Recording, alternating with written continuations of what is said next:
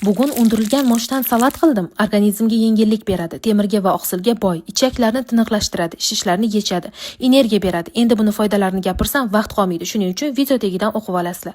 Xo'p, birinchi navbatda moshni qanday undirish kerakligini ko'rsataman. Buning uchun moshni yaxshilab toshlardan tozalab, oddiy suvga 1 sutkaga solib qo'yamiz.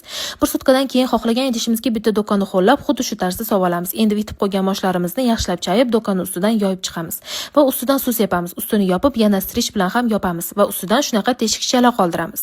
5 kun davomida 2-3 mahal suv sepib turamiz. Qizlar, qorong'i joyda saqlaylar. Mana 5-kun manda undirilgan mosh tayyor.